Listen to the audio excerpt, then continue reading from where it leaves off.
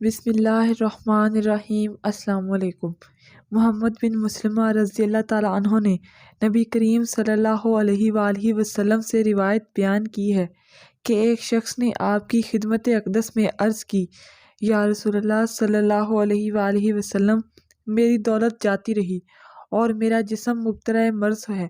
نبی کریم صلی اللہ علیہ وآلہ وسلم نے ارشاد فرمایا کہ وہ بندہ کبھی نیک نہیں ہو سکتا جس کے مال کا نقصان نہ ہو اور جس کے جسم میں بیماری نہ ہو، کیونکہ اللہ تعالیٰ جس بندے سے محبت کرتا ہے اس کا امتحان کرتا ہے۔ وہ بندہ مصیبت پر صبر کرتا ہے۔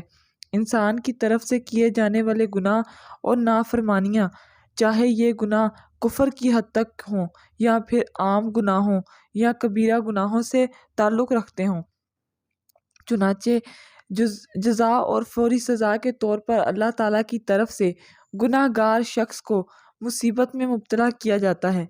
فرمانے باری تعالیٰ ہے۔ ترجمہ: آپ کو کوئی بھی نقصان پہنچے تو یہ تمہاری اپنی وجہ سے ہے۔ اسی طرح ایک اور مقام پر فرمایا۔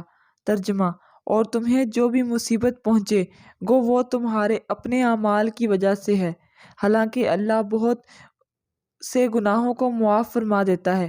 حضرت حسن رضی اللہ تعالیٰ عنہ سے روایت ہے کہ جب یہ آیت نازل ہوئی تو رسول اللہ صلی اللہ علیہ وآلہ وسلم نے فرمایا کہ قسم ہے اس ذات کی جس کے قبضے میں میری جان ہے، جس شخص کو کسی لکڑی سے کوئی خراش لگتی ہے یا کوئی رگ دھڑکتی ہے یا قدم کو لغزش ہوتی ہے، یہ سب اس کے گناہوں کے سبب سے ہوتا ہے، اور ہر گناہ کی سزا اللہ تعالیٰ نہیں دیتے، بلکہ جو گناہ اللہ تعالیٰ معاف کر دیتے ہیں اور وہ ان سے بہت زیادہ ہیں جن پر کوئی سزا دی جاتی ہے۔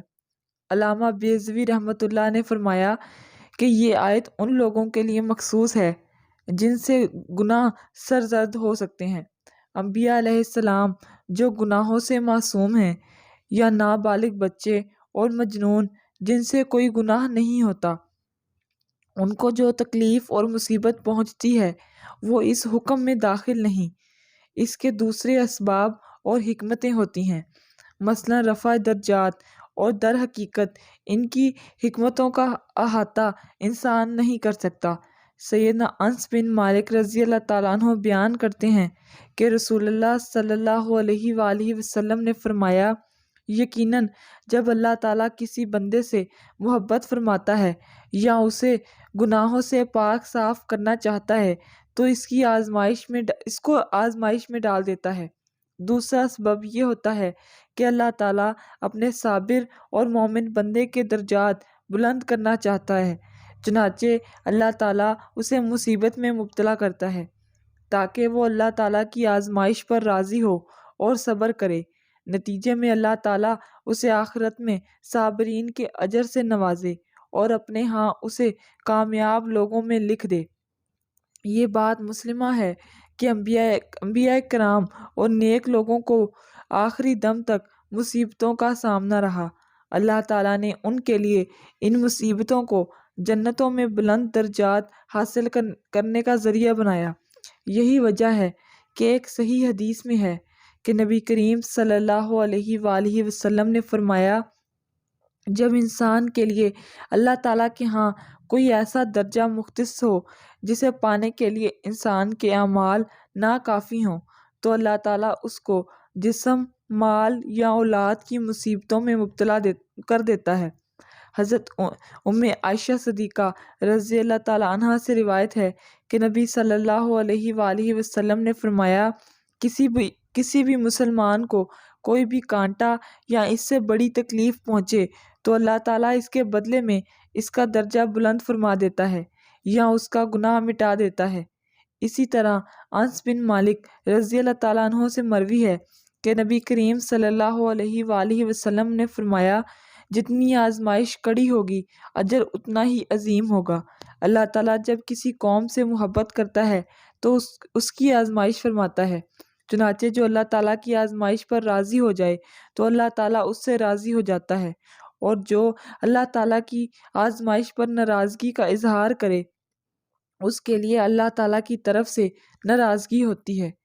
جیسا کہ آپ کو عام دیکھنے میں ملے گا کہ جسے اللہ تعالیٰ کسی مصیبت میں مبتلا فرمائے اور وہ اس پر صبر و شکر کرے تو اللہ تعالیٰ اس کے گناہ معاف فرما دیتا ہے اور جنت میں درجات بلند کر دیتا ہے۔ یہ بات بھی قابل غور ہے کہ دنیاوی سزا اخروی سزا سے منسلک ہوتی ہے، جدا نہیں ہوتی۔ جیسا کہ سعد بن ابی وقاص رضی اللہ تعالیٰ عنہ کہتے ہیں کہ میں نے عرض کیا، اللہ کے رسول صلی اللہ علیہ وآلہ وسلم، کن لوگوں کی آزمائش سخت ہوتی ہے؟ آپ صلی اللہ علیہ وآلہ وسلم نے فرمایا، انبیاء کرام کی۔ اس کے بعد جو جس قدر انبیاء کرام کے نقش قدم پر چلنے والا ہوگا انہیں اسی قدر آزمائش میں ڈالا جائے گا۔ چنانچہ ایک آدمی کو اس کی دینداری کے مطابق ہی آزمایا جاتا ہے۔ جتنی دینداری ٹھوس ہوگی آزمائش بھی اتنی ہی سخت ہوگی، اور اگر اس کی دینی حالت پتلی ہوگی تو اس کی آزمائش بھی کم ہوگی۔ حتیٰ کہ آزمائشیں انسان کے گناہوں کو مکمل طور پر مٹا دیتی ہیں اور انسان زمین پر چلتا پھرتا ہے اور اس پر کوئی گناہ باقی نہیں ہوتا۔ ابراہیم بن ادھم رحمۃ اللہ علیہ جس وقت سخت اندھیری اور بادلوں کے بدلتے ہوئے رنگ دیکھتے تو کہتے، یہ سب میرے گناہوں کی وجہ سے ہے، اگر میں یہاں سے چلا جاؤں تو تمہیں اس سے کوئی نقصان نہیں پہنچے گا۔ اگر ابراہیم بن ادھم رحمۃ اللہ علیہ کا یہ حال تھا تو ہماری کیا حالت ہونی چاہیے۔ حضرت ابو موسیٰ فرماتے ہیں کہ رسول اللہ صلی اللہ علیہ وآلہ وسلم نے فرمایا کہ بندے کو جو کوئی ہلکی یا سخت مصیبت پیش آتی ہے تو وہ اس کے گناہ کا نتیجہ ہوتی ہے اور بہت سارے گناہوں کو معاف فرما دیتا ہے۔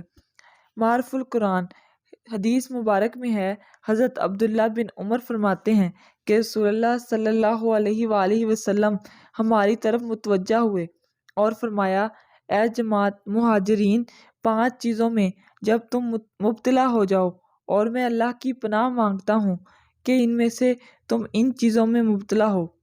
پہلی یہ کہ جس قوم میں فحاشی علانیہ ہونے لگے تو اس میں طاعون اور ایسی بیماریاں پھیل جاتی ہیں جو ان سے پہلے لوگوں میں نہ تھیں۔